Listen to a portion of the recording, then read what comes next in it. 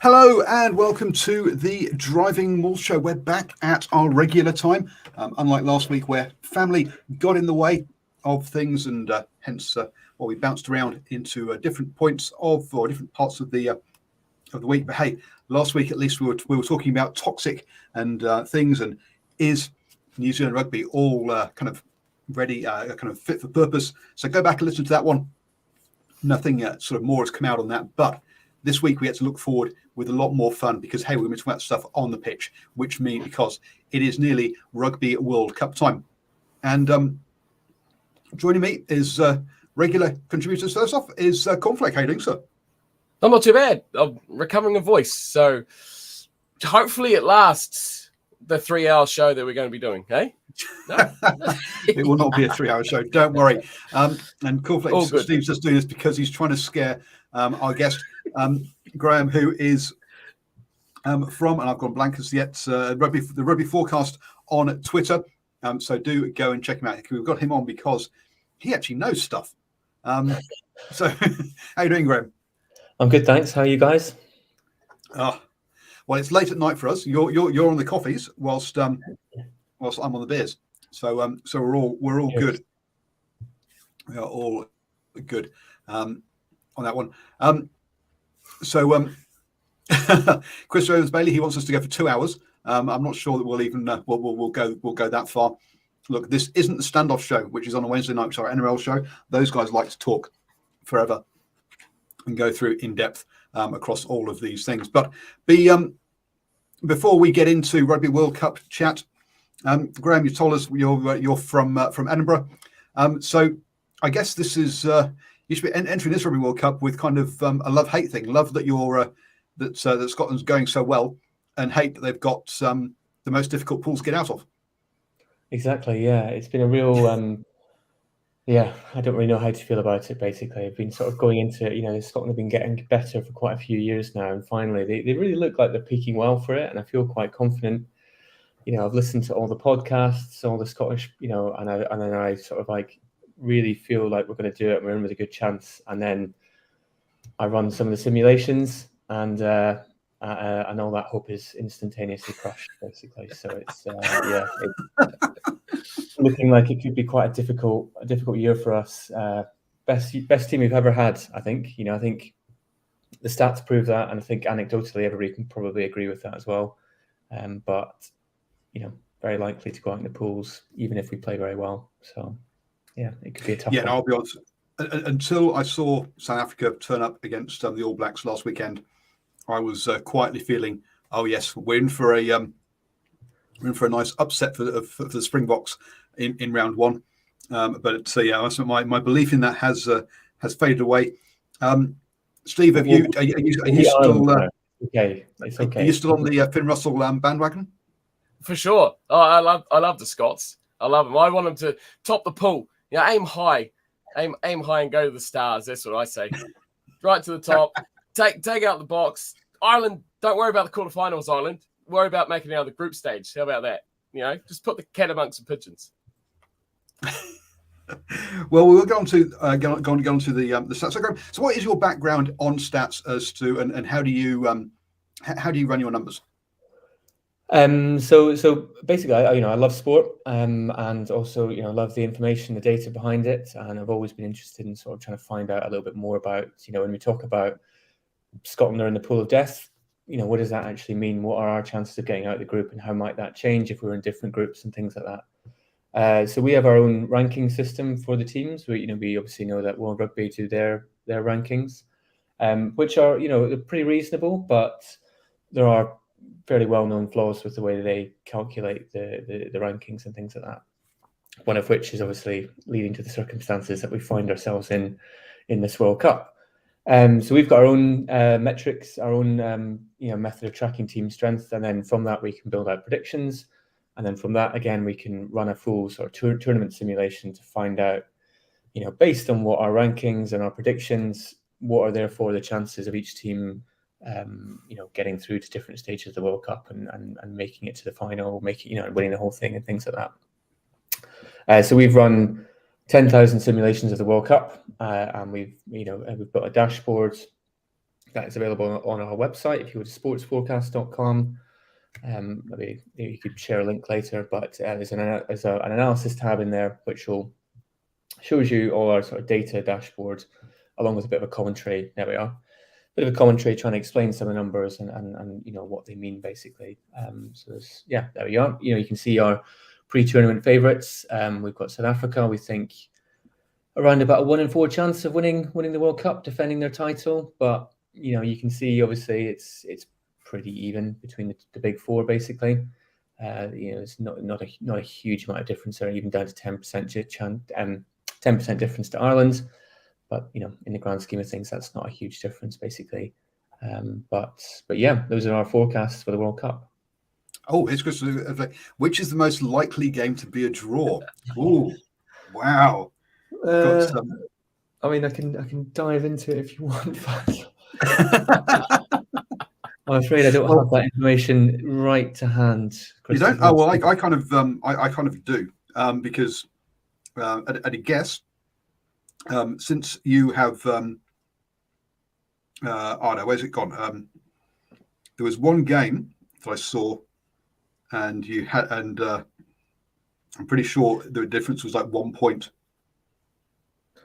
The very first game. So yeah, New Zealand, France, you've got down as 1 point difference. It's a 1 point. Yeah, we're it's 1 point to France basically. So it's going to be an absolute belter of an opener. We've basically got. I think we're very very marginally in favour of France, which essentially is another way of saying we don't know.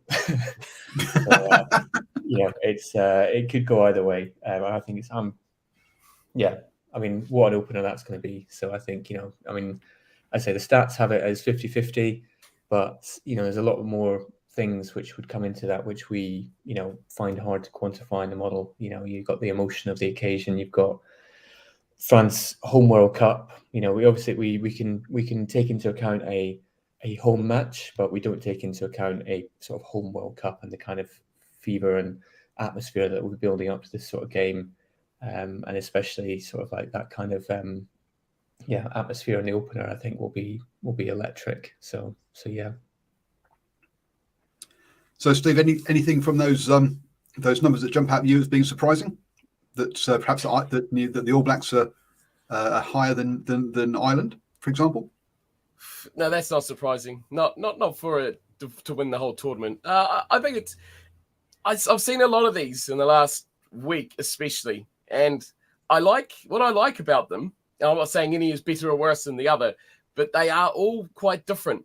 And I like how everyone measures their own circumstances and weights things differently based on the way they think a rugby game goes, or what their opinion is of how it works, which I find very interesting. Some have got Ireland very high favourites, some have got them very low, some are going quite high with France, South Africa. It's always those big four, but I quite like it how it's different, and it just reflects how this World Cup is at the moment. And it is really difficult to actually pick outright anything because it is so close and so tight. And I mean, we can go into that first game, and what happens if DuPont breaks his leg 5 minutes into that opening game? What happens if Richie Mo'unga snaps his arm? it's like that whole game, that whole tournament, all changes completely. So it's such a difficult thing to predict. And Graham, I guess you do take into account things like home and away, and how big, whether suits fit or not, says Albie. No, he doesn't take into account whether suits fit or not. But you do home and away. You do. But sort of margins historically. Do you take into account things like referees or who the referee is? Do you take into account and do you also do ones that are player based? And so do you look at the squads in the sort of the couple of days run up to a game, or is it purely on a kind of the team as a whole? It's purely on the team as a whole at the moment. We don't look at referees. We haven't looked at that. I do think it'd be quite an interesting one to look at, but it's quite, we run these models for not just internationals. We also do them for club games, all the way down to the NPC and stuff like that. So we cover quite a lot of leagues, and we've got one model that covers all of it essentially. Different parameters for each of them. but it means that getting referees all the way down to those sort of levels is quite difficult to cover, basically. So we try to keep things simple. Looking at players, we have tinkered and experimented with player models, and obviously, fundamentally, who's selected for the team does have a bearing on the outcome of the match. But what we have found is that, relatively speaking, especially in internationals, the predictions are quite resistant to who's actually picked, because when you get to international squads, everybody's pretty good. Even if the All Blacks pick a second string squad, it's still the All Blacks. They're still pretty good. And for pretty much every game that you might suggest in which they've got a second string squad and they haven't done that well, I can pick another match where the second string is way overperformed, and then there's other examples of it, basically, of where teams have overperformed and broken that mold, essentially. So it's quite difficult to card factors. So yeah, it's quite difficult to factor in the proper effect of players and things like that, because often what you end up describing is why that particular game happened in that particular fashion, and it's not that good for predicting future performance, basically. So we tend to So whilst you don't really track cards, obviously cards will have impacted previous results. So the Lavanini card impact is there, but it's there in the results that Argentina have had in the past. Exactly. We did actually do something on cards a couple of years ago. I don't know if people saw that, but that was essentially, we looked at what was the prediction. We can do a sort of in-match prediction, and we looked at what was the prediction at the time of the card that was given, and then what was the difference at the end of the game, basically. So the idea being that any difference between that prediction and at the end of the game was due to the cards, and we found that yellow cards and red cards are kind of the same, except that a yellow card is just a short red card in a way, or a red card. If you get a red card at halftime, that's a 40-minute yellow card, essentially. So what we did was broke it down, and essentially we found that for every minute, or every 10 minutes, maybe, let's say, so every 10 minutes a player was off the pitch, counted for a certain amount. So obviously, if you got a red card at the beginning of the game, that would count for more than if you got a red card right at the end of the game. And essentially, it was different for home and away. And so we found that for the home side, it cost you about 1.5 points for every 10 minutes a player was off the pitch. And for the away side, it would be 3 points. It was double the effect for an away side, basically. So you can kind of sort of factor that in, So basically, an away side, it costs them roughly a penalty. A yellow card would cost them roughly a penalty. And if they're off for a whole half, that would be 12 points, basically. So you're talking nearly 2 tries if they're off for a whole half. And the home side would be half that difference, basically. So I don't know, something to bear in mind, that if when your team gets a red or a yellow card, that's how much it might cost them towards the end of the game. Okay, so France being at home this World Cup, everyone else being away, have got an advantage that the cards aren't as impactful on them as everyone else. Exactly. Yeah. That's the winning and the losing of the Rugby World Cup there. LB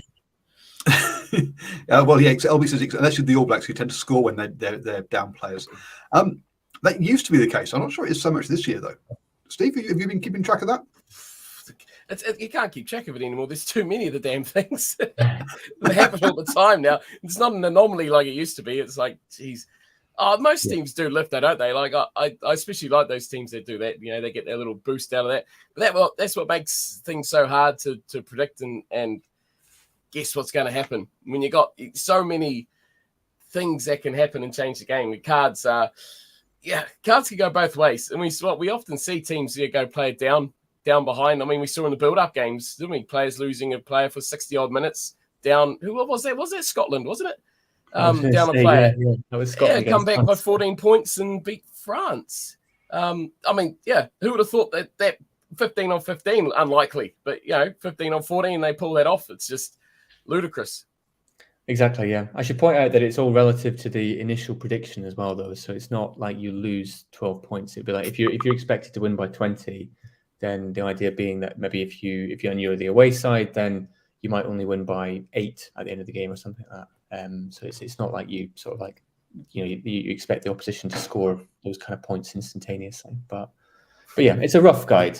But it is getting a lot more difficult nowadays, because I think when we ran this analysis, it was a couple of years ago, 2-3 years ago now. and now teams regularly go down to 13 men or something like that.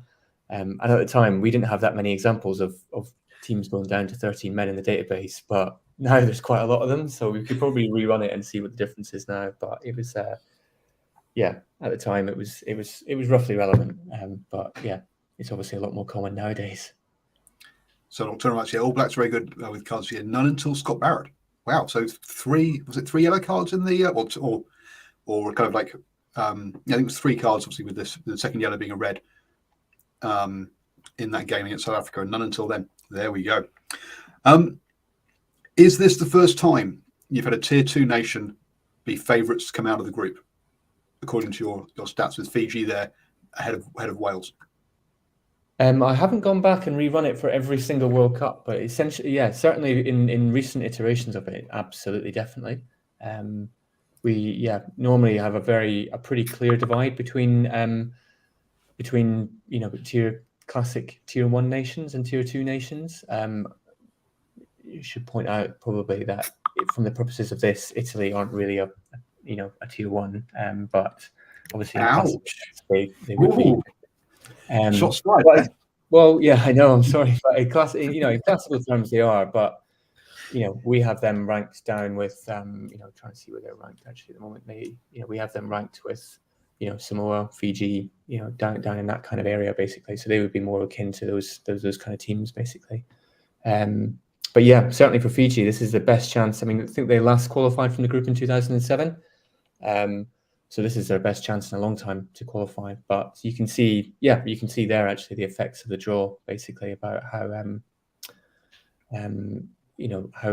people talk about the luck of the draw, basically, and that's quite a nice cliche. But you can see here, what the actual effect of the luck of the draw is. You can see England, for example, there have more chance of making the quarterfinals than Ireland do, despite the fact that we have England, I think 8th or 9th in the rankings at the moment, pretty similar to World Rugby. Ireland's right at the top, but due to the draw, they have less chance of making the quarterfinals than England do. If they do make it to the quarterfinals, I should point out that we do have an 80% chance of them making the quarterfinals. They're very likely to make the quarterfinals. But you can see again, the chances of making the semis is actually almost, I think it's still less than England. It looks like it's 40% versus about 45%. Again, just due to the draw. If Ireland get out the draw, if Ireland get out of the group, they're going to play New Zealand or France. And that game is, at best, probably still 50-50, maybe slightly more in favour of Ireland at this stage of the proceedings, but 50-50 probably.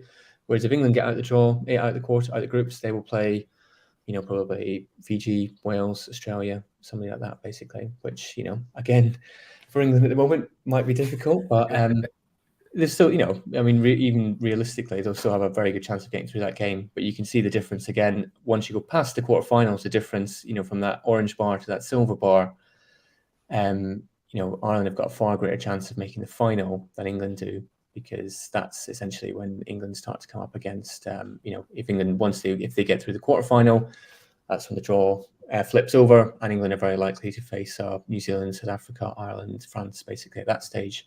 And we have to think at that stage having about 15% chance, whereas Ireland, obviously, then if they get through the difficult group and the difficult quarters, they're likely to have quite an easy semi-final against Australia, England, France, Wales, or something like that, and we have them getting through that basically. So you can sort of see the effect of the draw and the routes through shown in that table there.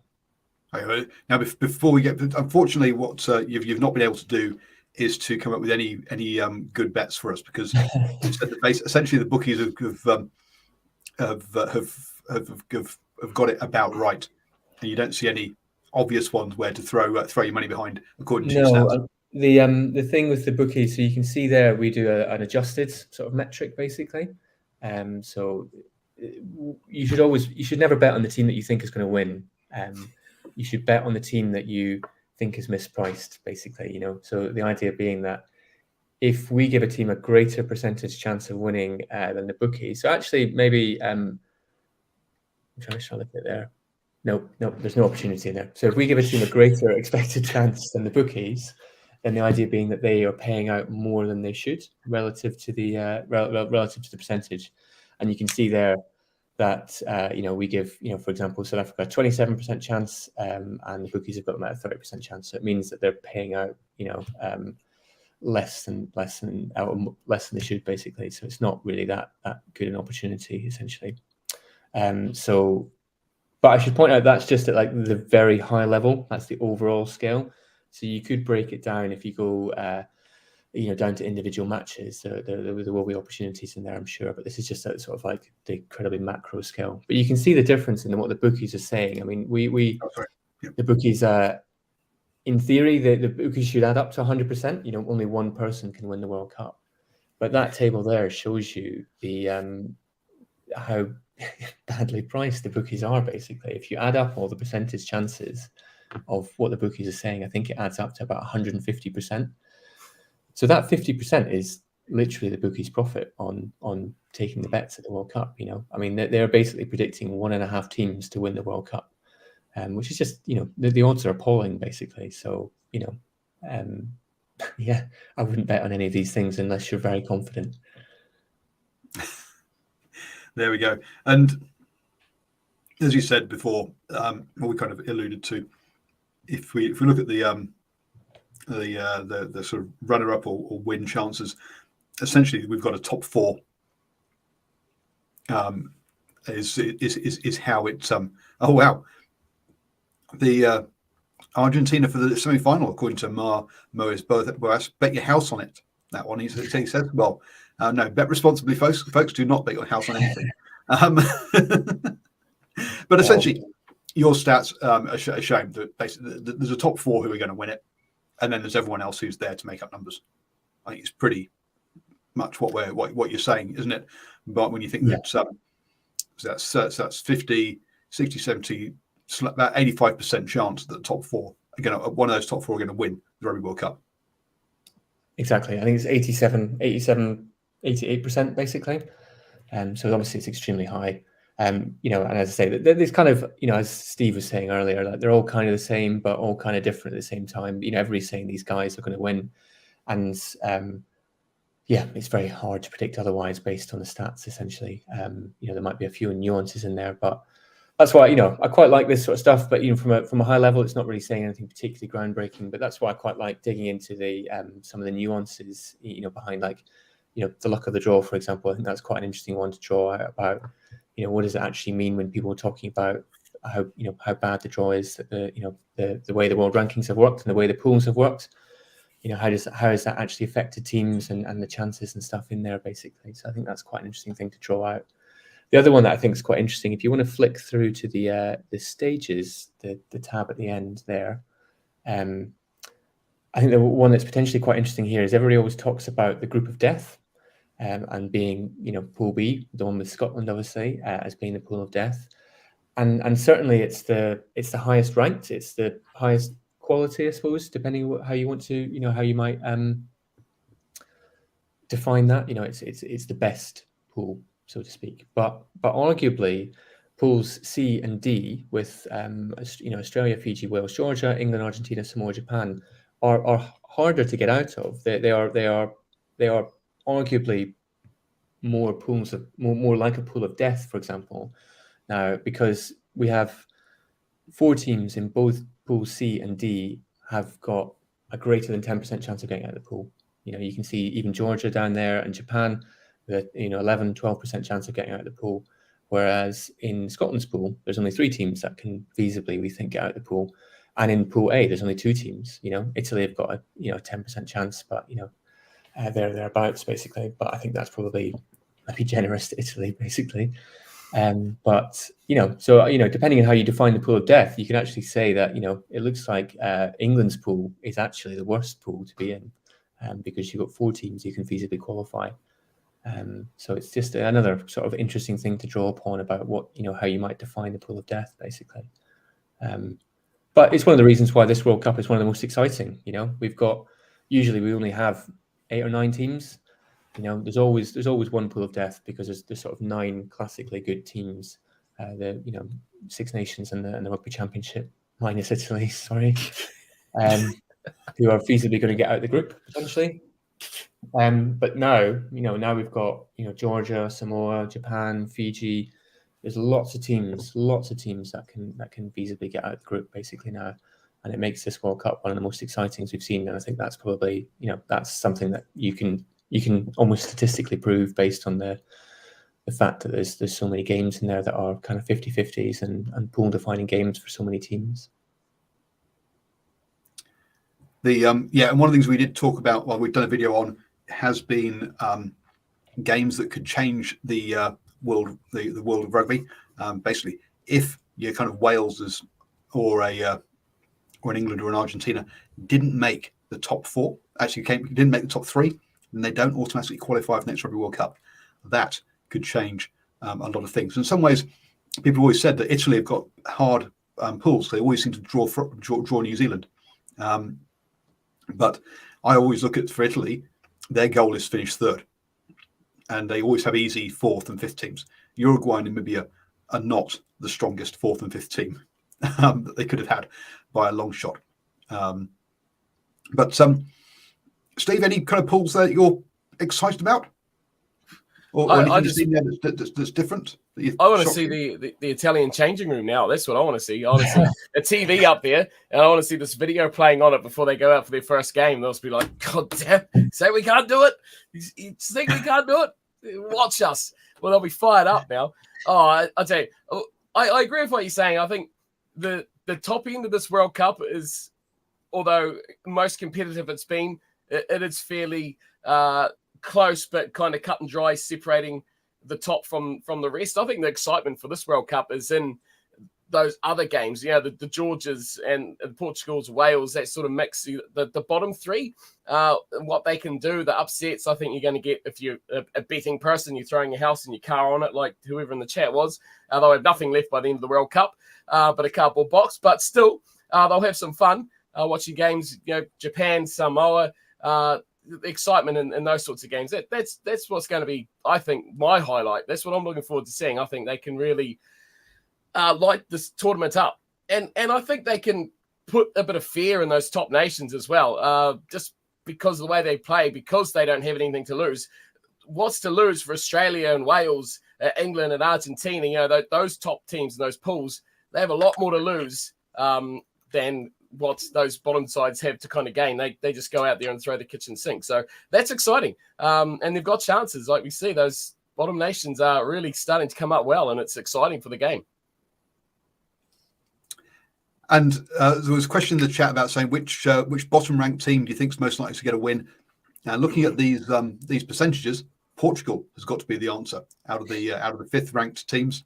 Out of Namibia, Romania, Portugal, and Chile. Portugal with that 1.8% chance of coming second looks like the team that's most likely to get a win out of those bottom tier teams. Yeah, that's probably fair. I think there's, as Steve was sort of saying, there's the, I guess we could almost define our own tiers in this World Cup, and as you said, we kind of got the top four probably, tier 1 or tier 0, depending on how you want to call them.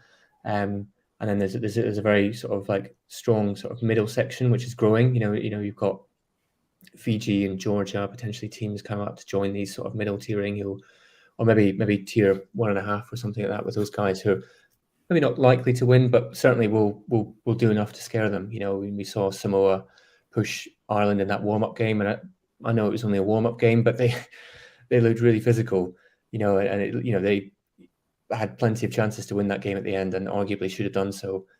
We saw Fiji obviously in Twickenham, arguably should have won it by more. Left chances out there basically. So these guys are really, really thereabouts nowadays, and it's, I think a lot of these classically sort of tier 1 nations can't expect to sort of just go into these games and just expect to win them. We're playing Fiji, or we'll scrum it out. We'll have some driving mauls. We'll win.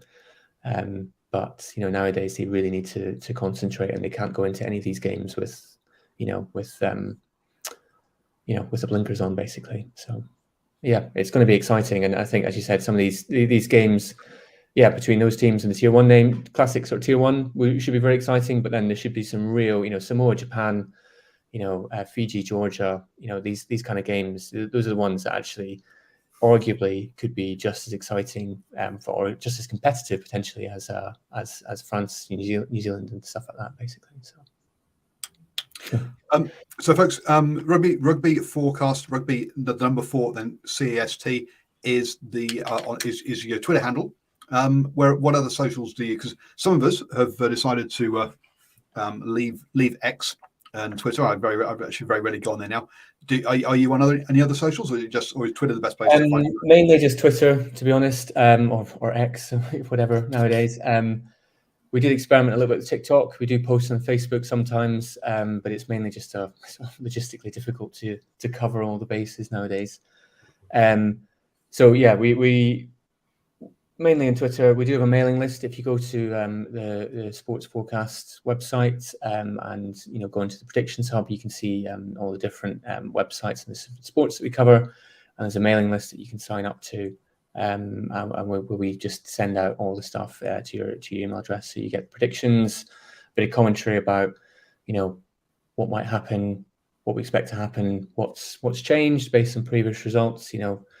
Once France and New Zealand has happened, for example, what has changed about the pool. I mean, that won't be particularly groundbreaking. That whoever wins that game will win the pool, and will go on to face Scotland in the quarterfinals. So yeah, but maybe some of the other games that depending on Scotland, South Africa in that first game. If Scotland happen to win that game, what does that mean for the pool, basically? And I've actually already obviously gone ahead and simulated that. If Scotland beat South Africa, we still don't have a great chance because we do have South Africa is quite likely to beat Ireland, and Ireland obviously beat Scotland. And in that situation, there's a whole round robin of bonus points and points difference, and Scotland are still likely to go out. So yeah, it's I think Scotland's best chance is obviously, as Steve said at the beginning of the show, to make sure that we beat both South Africa and Ireland, and top the pool. But sorry, I digress. See us, follow us on X, sign up to the mailing list, and cut out the middleman, basically, and we'll just send stuff straight to your inbox. Cool. So yes, this will be kept up to date, as you say, after every game. So we'll keep an eye on that. I do. Yeah, the stats are fun, but what they're kind of doing is I guess on the whole, reaffirming at the moment that our view, most people's views, that there's a top 4, and that basically pools C and D are a mess. But it doesn't really matter who comes out of C and D, because they're going to lose in the semi-finals anyway when they get that far. So exactly. I think that's a very healthy way to look at it. Basically, you kind of the stats they're fun, but you should treat them. They're not right. They're an opinion like anybody else's, and that's always the way I try and tell people how to think about them. If you understand what's going into them and how they're calculated, they're sort of an unbiased opinion. They don't take into account everything, so they're not infallible. But it's just quite an interesting way of sort of saying, we know we've got a top 4, but maybe how much of a top 4 is it, and what's the gap to the other guys, and what are their chances, and things like that, basically. So it's just it's a fun way of backing up maybe or reaffirming your own opinion, and just having as I say, maybe a bit of fun at the same time. Cool. Well, we are going to move. I'm going to move on from the stats side of things, but we are going to continue talking about the Rugby World Cup. You're more than happy to stay if you want to stay and talk about the Rugby World Cup from a kind of more emotional point of view than a number point of view. But because Steve can get plenty emotional. But yes. I'll leave you guys to it. I as a Scotsman in the World Cup, I am plenty emotional about it. So I don't want to. I think this might regress into just a sort of a therapy session, perhaps, more than anything else. So yeah. Well, just before you go, a stat that I guess is that I've seen Paul Cully on our stuff has come up with. He says that in the 2000s, no beaten finalist at the Rugby World Cup has gone beyond the quarterfinals at the following tournament. So England is certainly living down to these expectations. So he's saying that England are likely to be the biggest flop. Those kind of stats, do you kind of carry any weight with?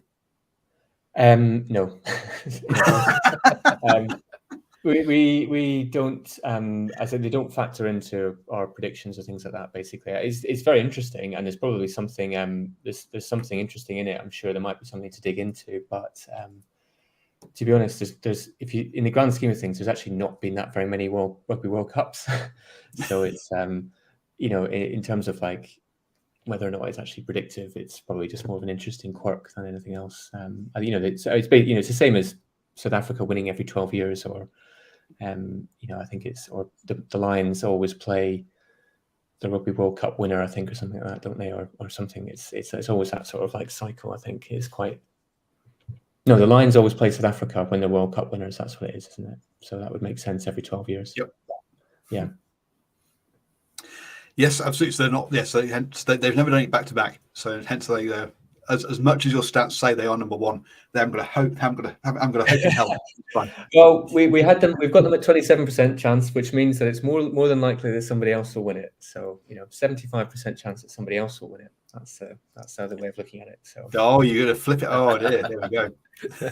Well, that's the good thing about the percentages is we can always sort of even if somebody even if like Portugal win it, we can be like, well, there was one of those simulations that Portugal won the World Cup. We did predict it, so.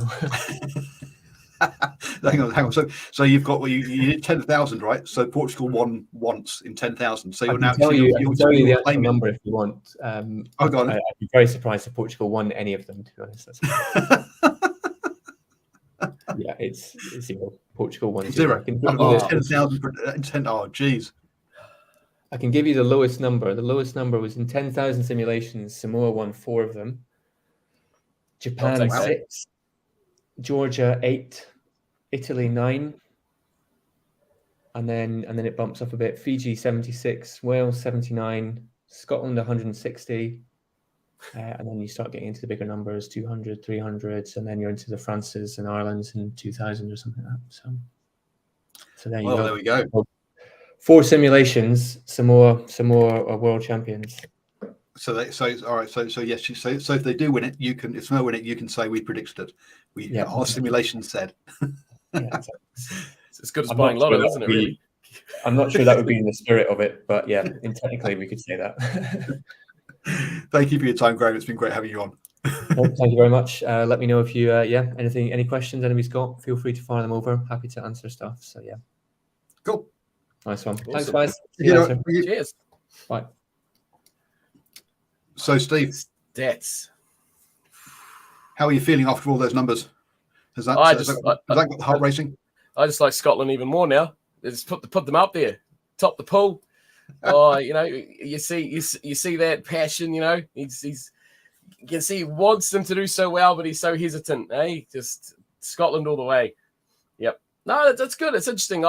It pretty much just tells you what you kind of thought already, without being like, oh, I knew all that already. But it just reaffirms what we're kind of looking at and the way the rankings work, the way the teams are playing. You are kind of looking at those big 4. That's why they're so hard to separate. And I just like this World Cup, how it's so close with so many teams, so many layers. I just feel sorry for Romania, really. For Romania? Well, they're the only team that really hasn't got that huge hope. They've had such a poor run into the tournament. They've got very little any hope. Portugal, there's so much talk about Portugal's exciting style of play, how they go out fearlessly, attack, and they're fun and exciting to watch. And that's going to trouble teams. Going into your shell never does you good when you're an underdog. And you see, Namibia and Uruguay are teams that have been progressing quite steadily over the years recently as well. Chile, it's just good to see Chile, isn't it? Like, who cares what they do? It's just good to see them in the mix. So, and then Romania, it's like, wow, Romania, you've been here like how many times now, and you're still not really, troubling anyone. It's like I just feel sorry for them. Yeah, take a page out of Portugal's book. Well, there you go. I guess I say to a certain degree, it's those stats going to go where I've kind of solidified too, because I'll be honest, up until last weekend, where Scotland, where South Africa beat New Zealand and had a very good, actually a record-breaking result there, and another record-breaking result with Fiji beating England. Those two kind of shook, I guess, some of the things I was expecting coming into this tournament. So I was kind of like, I was quietly feeling confident for Scotland after their win over France. I was thinking they had a good shot against South Africa. Now South Africa just seems to have peaked nicely. I also had a good feeling for England coming out of their group because, well, hey, never lost to a tier 2 nation before. It's all kind of comfortable. We'll do okay, and then losing to Fiji, it's kind of like, oh my god, we've lost to a tier 2 nation. Boy oh boy, I'm not feeling anywhere near as confident as before. So yeah, those stats, the numbers that they've shown have kind of, I guess, where I've settled to. But if you'd asked me 2 weeks ago, did I think those numbers were right? I'd have gone, rubbish. England are definitely out of their group. What has your thoughts changed about Ireland after their narrow escape of Samoa? Look, that was a second string team from Ireland. And basically, to me, Ireland are in a better place than they've ever been before, but they are still 3 or 4 injuries away from basically collapsing. Why did they? The last Rugby World, not 2019, so the one before that, they collapsed. Why? Because they ended up having injuries to Paul O'Connell's, to Sexton's, to the 2015 Rugby World Cup, and they got blitzed by Argentina. Were they that much worse than Argentina with a full strength side? No, but by the time they'd got that far into the tournament, they just lost too many first choice players, and their second string team, their backups, just did not have the same quality. They didn't have the depth there. Now the depth Ireland's got now is better. Don't get me wrong, than it was, but they still don't have the depth of a South Africa or a New Zealand. I think that shows to me that everyone's beatable. No one's going into this as an invincible side. We've seen everyone lose. Everyone's been pushed by a weaker side. England's case or that Irish side case. They've been pushed. Scotland's done well. The lesser teams have done well. They've beaten the better teams. The All Blacks have been pummeled. South Africa's lost games. Australia's lost to Argentina. Argentina's lost to everyone else. It's just a big circle. And when you follow the track around, you're just going around saying, well, they lost to them, they lost to them, they lost to them. No one's got a clean slate. No one's got a big punishing hit list that they can just wipe out and say, well, we're the best team. We've beaten everyone comfortably. Out and out. It's just everyone seems to have a weakness. And I think on their day, which playoffs rugby is on the day, like I said, injuries, form, cards, so many factors, weather can play into it. And on a day, the best team can easily be undone, as we've always seen. Yeah, but I do think some of the comments in the live chat here about basically keeping your team injury free, the fewest injuries could be the decider between those top 4 teams. Now, do I think it's a decider for an England to come through and win it? No, I'm sorry, but your England, your Australias, your Wales, your Fijis, in all honesty, semi-final, losing at semi-final is the best they can hope for and will be a great result for them, all those teams. But the winner's going to come from South Africa, Ireland, France, and New Zealand. One of those 4 will win the Rugby World Cup. What was really interesting, actually, one of the things that was in there that I forgot to ask you about was you said, look, going into a lot of Rugby World Cups recently, New Zealand has had a 50% chance of winning it. Now, looking at their previous record over the past 4 years running up to that. So there will be. This is by that measure the most open Rugby World Cup, but there is definitely a top 4 and then a gap, and the gap is quite big. In all honesty, from my point of view. So we should sort of run through the pools and just say how we think they're going to pan out. Unless you want to do attack some more esoteric things about the World Cup. No, you're happy with that one. So Pool A then: France, New Zealand, France, Italy, Uruguay, Namibia, From the moment I saw this one, Steve, it's New Zealand and France will qualify. Italy will come third, and Uruguay and Namibia will end up in the other two. Doesn't really matter. Yep, status quo. As they start, they'll likely end. Swap the top two, swap the bottom two. Italy will just happily sit in the middle and get some good game practice. I think Italy's going to be fun to watch. I like the way the Italian team's trekking. They've got some good, exciting players. I think they're actually developing more world-class players now than just having one or two standout guys that they used to have. They've actually got a better depth within their squad. Not saying that they're going to come out here and shock anyone, but I think their standard and their quality of their team and players is certainly improving, which is a positive. When you see all these teams together in a World Cup, you look for those sorts of things. I think Italy look good. I'll be excited to watch them. And Uruguay and Namibia, good game. I'll watch that one for sure. Yeah, look, Italy in a Pool C with Wales and Australia, they actually they could make their way out of that one. But the pool they're in, hey, look, they've improved a lot, but they've not improved up to. You say that you say you put them in Pool C, and it's like, they could get out, but they could also finish fourth. True. Yes. It's a. I think they'll be happier here with just play it safe, lads. I mean, a quarterfinal would be great, but let's just be happy with what we got.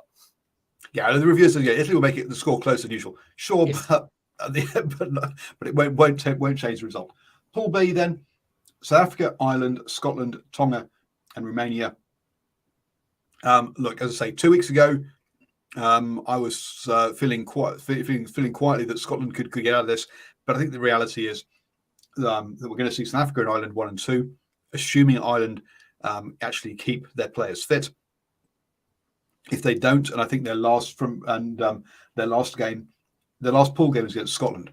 So if they don't keep their players fit and are running out of players at the end of it, Scotland could sneak in that way. But Tonga, I think, has been disappointing in the run-up. There was all this expectation around. They've got all these ex-All Blacks and ex-Wallabies joining in. They're going to be this new superpower out of the this new Galacticos team out of the Pacific Islands. They qualified ahead of Samoa, and I think they qualified first anyway. And then Romania. Well, good luck. Sorry, so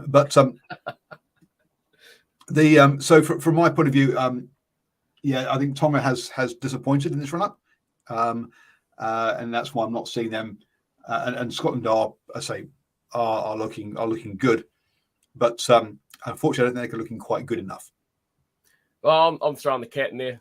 South Africa's going top for me. Scotland number 2. Ireland, sorry, bad luck. You're going number 3, and good luck, Tonga. I think Tonga's probably been a bit of a letdown. I thought they promised quite a lot. They had a bad, rough build-up. I think they're getting better, though. The more they play together, the more they're getting better. I think that's showing in their performances as well. But, yeah, tough for them. I think 3 very good teams ahead of them. I think they'll destroy Romania as well. But it's good to see them actually in the picture. Years gone by, you'd say Tonga and Romania down there by themselves and no chance. But, hey, we've seen that Tongan team produce some upsets recently, and they are a team that on a day, if you're having a bad one, if you've got broken players, they're passionate, they're brutal, and they can cause some pain and they can put teams in shock. But, that's my 1, 2, 3. South Africa, Scotland, Ireland, Tonga, Romania. Put it up. Get in there in Scotland. Come on. I think Tonga could break some players. I'm not sure, yes. and therefore they could influence the pool that way. Hence why South Africa playing Scotland first up might be good for them. South Africa, Tonga's the last game, so and then they get a week off before the quarterfinal. So nicely working out for South Africa at the moment. Pool C then. Oh boy, this is the fun one. So the top seeded team, not the top ranked team, the top seeded team of Wales, who are now ranked 3rd in this pool, Australia, Fiji, Georgia, and Portugal. And as you've been saying, everyone's favourite underdog in this World Cup is going to be Portugal for their style of play, by the sounds of things. But for the rest of that, boy oh boy, how are you picking? Which 2 are you picking then to come out of here? Okay, I'm not like. I don't go with the stock standard. Okay, so I am going with Australia, and I am going with Fiji. So I've gone with a little bit of the head and a little bit of the heart. I think these Fijians are good enough.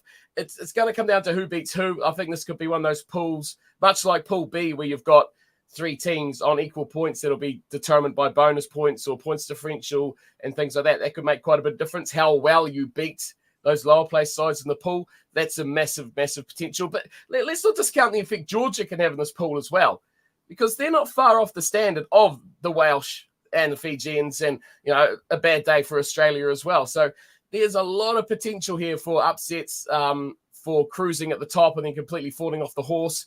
So it's exciting. Every game in this pool is going to be good to watch, whether it's for the contest, whether it's for Portugal's ability or attractive style that they're hopefully going to bring to the World Cup. That's what I'm looking forward to seeing from them. But just getting out there and having a chance for Georgia to put their case out there on a world stage like this more. And Wales they're in a spot of bother. They're in a spot of bother because you look at Australia and Wales are expected to top, right? Fiji come out of this and they finish third. It's going to be like, okay, that sucks. But is it really? It's not unexpected. If Wales come out of this third or less, or Australia for that matter, there's going to be huge reflections from those unions on those results. So Fiji and Georgia, heaps to gain, nothing to lose. Australia and Wales, so much to lose here, so much to lose. And they can't look past group stage right now. They can't even think about who they're going to meet in the quarterfinal. They've got too much on their plate. Australia, Fiji for me. I mean, the reason B team's not a good idea to implement in that pool. Absolutely. Look, you may rest 1 or 2 players against Portugal, okay, but it's not going to be very many. Whereas Wales are not resting anybody against Georgia. They lost them last year, right? Yeah. Okay, so that's and so that actually could bear. I mean, this Rugby World Cup, because we've got an extra week. And there's always a nice gap between games. That in theory should have less of an impact than it has in previous World Cups, but you never know. You could find Wales got Fiji, Portugal, Australia, and then Georgia. Who they got left running around against Georgia. Whereas so it could be interesting on that one. Yes, it's Fiji. Look, they better hit the ground running. Now, look, they've just beaten England at Twickenham, so it looks like they are. But Wales up first, Australia up second. Fiji's first 2 games. This Rugby World Cup is either it's on like Donkey Kong, or it's all over for Fiji very, very quickly, because those 2 big games are up first. I would love Fiji to get out of this. Mm-hmm. And for Wales not to put bluntly, back in 2011, the Welsh were definitely gloating about England not getting out their group, weren't they? So look, I would love Fiji to get out of this group for a couple of reasons. It's just hard to look past the fact of just that old just know-how. That your Australias and your Wales just come through on that alone, and there's also a bit of clutching at straws here that because for my team in England that just know how somehow we'll get out of this group, because so hence maybe my pick there is more about me wanting to get England out of their group than it is about what's really going to happen in that group. So England, Japan, Argentina, Samoa, Chile. Look, before last weekend, I was comfortable. I was happy. But yeah, we're coming out of this one. We're good. We'll get to the quarterfinals. We'll have a good shot at the quarterfinals, and then we'll lose at semi-finals. That's a respectable performance from us. No worries. Are we going to win this? No, we're nowhere near that. But getting knocked out at the semi-finals is a nice, respectable Rugby World Cup. Now, oh my God, Samoa go put in. Okay. It wasn't a first choice. It wasn't a first choice island side, but they getting their ducks in a row. England got Argentina first up. Again, how many people are going to get broken in that game? Because Argentina are going to be all guns blazing. The only silver lining for me is Japan don't look quite as good as they have done the last couple of Rugby World Cups.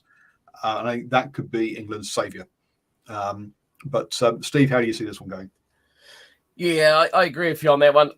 The other thing that concerns me with Argentina is the way they've played. They can be so good in patches, and they can be rather absent in patches as well, and disappear from a game.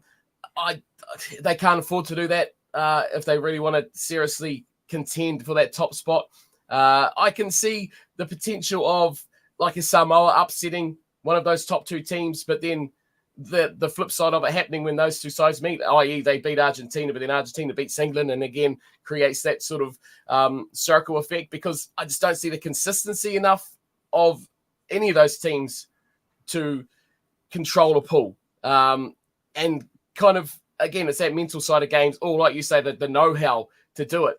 You be all gusto, you've won that first game, or you've won that big game, but there's still that potential from Samoa. There's still that potential from Japan. If you fall asleep, if you don't pay attention, you could slip up. And one loss, just giving that opportunity, losing a bonus point can be so crucial. Now, I've gone with Argentina to top it because I just really like the Argentinians and the way that they play. I think they've got that potential, and that ceiling capacity on them is so high that they can achieve so much if they set for that full period of each and every game, week after week after week. They are my front runners. They do that. England is in a battle for second. I think they'll do it just because it's England, big time tournament. I think they've got that mental game over Samoa, but I think Samoa will trip someone up, and it will be just not quite enough for them to get over the line into those qualifying spots. So exciting. Any game against Samoa is going to be worth watching, because the other flip side is they play hard games, they play hard rugby, and they put their bodies on the line. Who's not going to make it out of that game? Who's not going to go to next week? What key positions losing a player? So a lot to happen. But yeah, Argentina and England for me by a whisker. But again, I put a big smile on my face to see Samoa topple them down to 3. Big smile. Yeah, look, I think England and Argentina will come through. Yeah, this is just a great know-how. But I think Samoa got a very good chance of getting automatic qualifications at Rugby World Cup by coming third. And yes, if they do that, then both Fiji and Samoa should qualify for the next Rugby World Cup. Unlike this time round, where none of them did. So I think that's a good that'll be a good result for Samoa. Simon says, which scenario would lead to the Rugby World Cup being expanded to 24? Nothing. I don't think there's any scenario in even the 10,000 scenarios that Rugby Forecast run. There is no scenarios where the Rugby World Cup gets expanded to 24 the next Rugby World Cup. Just like there's no scenarios where which team was it again? Where Portugal win the Rugby World Cup either. Sorry, but no, it's just not. It's just not going to happen. They've already decided what the next one's going to be, unless someone like Apple or somebody with $1 billion walks in and goes, "I will pay for everything as long as you do 24 teams." Which, why would they? So I just can't see a scenario where it happens. Yourself? Oh, it would be nice, wouldn't it? It would be cool to see more rugby. I wouldn't complain for sure. But yeah, it seems like World Rugby aren't ones to really go out on a limb and do something that they think is a good idea. They're a bit like Sands are. They knee-jerk react to things. They avoid things, and they don't like really doing much that will benefit the game or put themselves in a position where they have to do any sort of work to develop the game, which is kind of sad. Ouch. Kind of sad. What's developed the game? Okay. I'll disagree. I think there's a lot of people at World Rugby with a lot of good intentions with wanting for sure to develop the game, right? But they're down there. But the people, so people that decide, the decision makers, which is basically which is not World Rugby, it is a council of or representatives from unions who vote. They are glacial in their speed for change. As you say, unless it's something that they think is going to really ruin their reputation, in which case they knee-jerk reaction and overreact in the other direction. Mm-hmm. So look, it's just not going to happen. They did expand back in 1999, which at the time was considered unpopular and bold.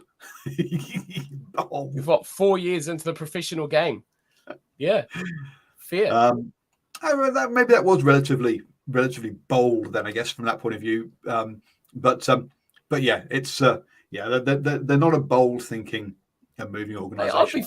I'll be for it. Chuck me another 5 teams in there, or 4 teams, I should say. Another one in the pool. Do you start another pool? I mean, grow the game. No, you don't. No, please don't do 5 pools and then try and squeeze them into quarterfinals. Hell no. No, they do what NRL does with the top place goes in there, and then they swap over with that team. And no, add an extra team to each pool, because at the moment every team's got to buy one weekend. So you could add 4 more teams in. True. Under the current time frame, still fit it in within the same number of weeks, and it would be absolutely fine. So to me, if you're going to do it, expand all the pools to 6, and there you go. More TV money, though. No, I don't think there'll be more TV money. I think the TV money will be what it is. No one's going to be paying for the Cook Islands versus Trinidad. Let's be honest. That's not going to get you an extra 500 million or an extra from TV revenue. Sorry, but no. That's not how it works. So I did mention that further up there that the World Rugby would have to rejig the qualification if 2 Pacific Island teams were automatically qualified. Yeah, they rejig the qualification every single time to make sure they get the teams they want at the Rugby World Cup. Hence why all of the Pacific Island teams always get there. The fact that neither USA or Canada got there this time was kind of like they'll be ripping their hair out around that one. So they're going to have to somehow rejig it to get the USA there, because the USA is hosting it soon, and so so they've got to get the USA back in. Otherwise, it's real egg on face. Let's have a tournament in the USA without the USA being there. The hosts qualify though. No, they don't. Hosts well, don't maybe qualify? they do, but hosts auto qualify every single time. The host is already automatically qualified anyway, so it doesn't have to. Right? Because the countries that hosted it so far, well, major nations, major, and Japan. Japan finished 3rd in their group for before they hosted it. So it's all been fine from that point of view.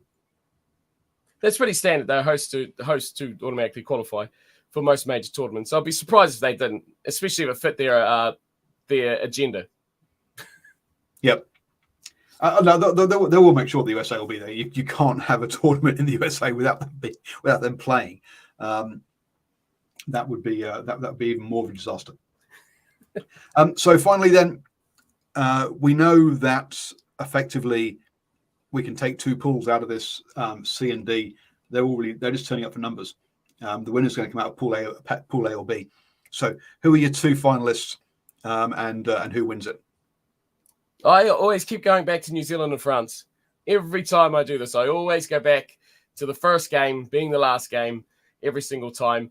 And just to keep things mixed up, Heart says New Zealand, Head says France. There you go. Well, I want to keep things. I think France, if I could be completely neutral, and it's more to do off the game. But yeah, you look at the French side. You look at the French history at the World Cup. You look at their position building into this World Cup. You look at all the off the field sort of things into this for France. It just looks right. It just looks like the right thing to happen. Not that it ever decides a sports fixture, but it just looks right to me. Yeah, look, it's the predictions from Rugby Forecast were for a South Africa Ireland final. So they've gone the total opposite to Steve. I'm going France South Africa, with France to win the final. You see, what they're not countering in though is the quarterfinal effect. The quarterfinal effect. Yeah, of Ireland. Well, yes, true. I think if they get past the quarterfinal, then they will be a threat to win the whole thing. But that is one massive hurdle. That's 2011 World Cup All Blacks final in a quarterfinal. You know, they're going to spend so much time beating themselves before they even deal with their opponent because of all the outside pressure and internal pressure of just that stage and that scene and that moment to get past that. So it'll be intriguing. Like who they come up against as well will be a major part for them and to where they get through. So yeah, hey, like you say, so it's 4 teams, isn't it? And you could comfortably switch those 4 around any way you like, and you can't argue any which way about it. So like we said earlier, it's going to come down to a lot of things: injuries, suspensions, cards and bonus points, and where you finish 1, 2. There's so many factors, and that's again what makes it good. What minnows are going to turn up? What we're going to mess up your star fly half. So much things to happen that could really change it. If Ireland do Sexton, guys like that, you know, the All Blacks lose it. It's all 10s, isn't it? It's all 10s. Intermac's gone. Moanga, Sexton. Australia don't have any to start with. Just one that's just out of nappies. But hang on, we're not sure it's not going to win anyway, so who cares? But you know, the question is South Africa. Are South Africa actually better off getting their 10 injured, and therefore finding a way of getting Pollard in? It doesn't matter who gets injured. Someone will get injured, and a prop, a lock, a flanker, an outside back, they'll get replaced by Handré Pollard. That's it. He's kicking. He's fit. You've seen the videos. He's ready to go. He's ready to go. He's in the stands. You see those memes of like old Shaquille O'Neal is waiting for someone to get injured. That's him. That's Handré Pollard in the stands in France, eating cheese and wine, waiting for Dane Vermeulen to already. He has already heard himself. No, he's been cited, Vermeulen. Have you seen that for that hitting on Barrett? So I mean, hey, he's out for the tournament. Bring Pollard in. Has he been cited, or has he just been? Because surely it's after the citing window. Or it's being looked at or investigated. Okay. We will have to wait and see. So anyway, that's our. I think there are 6 games that matter at this Rugby World Cup. All of the games don't matter. 6 games will decide the Rugby World Cup. So if you watch those 6, you will see all of the defining moments those 6 games will basically decide who wins this Rugby World Cup. I'll be putting out a patrons only video explaining what those 6 games are this week. So head over to patreon.com/NZ Sports Radio, Sport Radio, for that and sign up. You can sign up for as little as $1 a month. Now you teased me before the show saying you had a video idea. Do you want to go straight out with it live, or do you want, or should we, or is that a sneaky one that might pop out that we'll keep quiet about and not tell the public? I have a number of sneaky ones that I'm working on this week. The one that I was going to try and lure you into was, I don't know how much of like ESPN and American sports television you've ever seen, but there's a program that's called PTI, or Pardon the Interruption, where a couple of journalists pretty much, they just quick fire, kind of, not really, through things. And I was going to replicate that pretty much. World Cup special of a replica of that, quick fire, hard hitting, points only, no trash talk, but all trash talk, if that makes sense, about those topics. So that's one thing. And also doubling on this with the predictions of the simulations, I'm also about a quarter of the way through simulating the World Cup on Rugby Challenge, the game, 100 times to get a similar sort of reading about what the game thinks. And I can tell you what, I hate Excel. But that'll hopefully be coming out later this week, so we'll see how that goes. It's interesting. Much like this stats thing has been quite interesting too, with how it plays out. So those predictions, obviously, that will definitely be on Steve's the Cornflakes channel on YouTube. So do check that out, folks. Obviously, the quick fire one. Well, we'll discuss where that one's going to where that one will turn up. But look out for that one as well. That sounds quite fun as well with that one. So even got a name for it. Play to the whistle. The play to the whistle. Oh well, there you go. So yes. We'll be back obviously on Monday. We will be reviewing a whole bunch of action from the weekend as the Rugby World Cup kicks off. Also, say check out the Patreon, where there'll be one or maybe 2 depending on where that quick fire one ends up getting posted on there as well. And stay safe, everybody. Have a good week, and thanks, Steve. It's been a blast.